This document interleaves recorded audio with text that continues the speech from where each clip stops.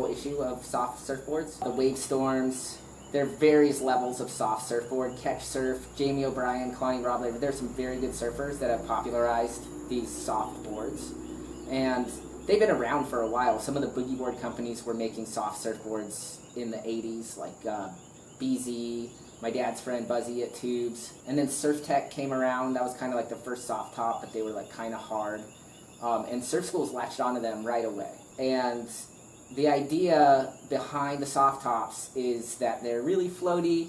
Some of them, like I would say Mick Fanning's and Surf Tech's, they have more design in the soft top. So they are better, like they're not all created equal is the first thing I'd say about soft tops.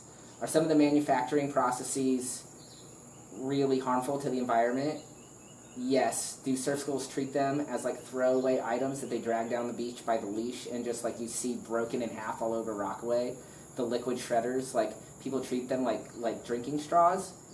That's also true. The other thing about soft tops is the idea is if they hit you or somebody else, it hurts less and can be less damaging.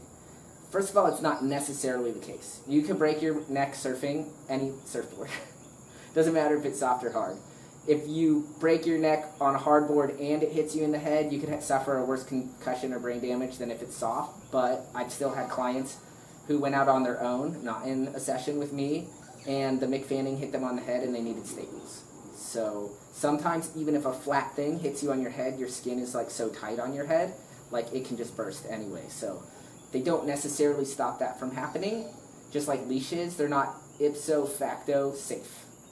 So number one, nothing about surfing is safe. Soft tops are not safe. And something that makes them extra unsafe is people get false security. Just because it might hurt less doesn't mean you should run people over or behave carelessly and recklessly with the soft top.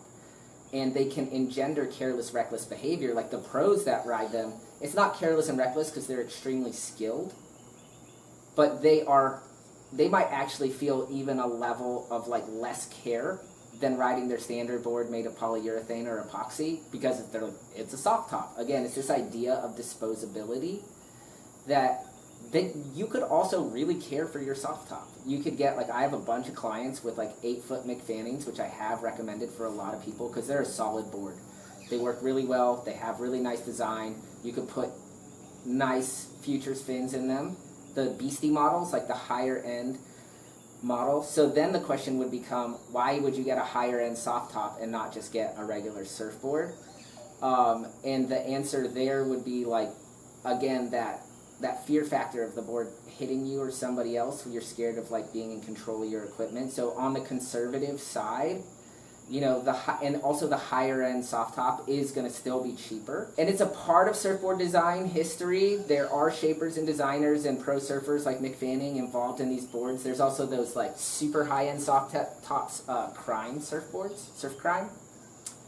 I think that's pretty, like, I've never ridden one. They kind of look like they have like a basketball kind of covering on them, but they look like they surf really well.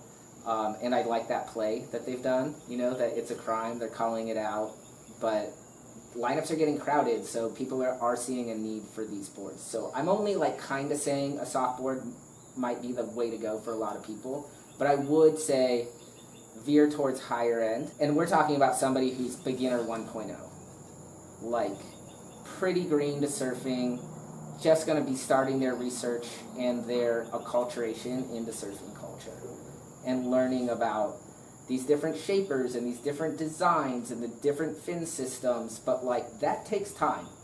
So you do need a surfboard to like practice in the water while you're building up that knowledge base, which I will help you get and achieve from these videos. Thank you so much. Like, subscribe. Love you forever if you like and subscribe. Watch my other videos, that's really cool. And if you want to know more about coaching and all things that I do, just go over to my website. Everything lives there, archives of these videos live there. Get over there.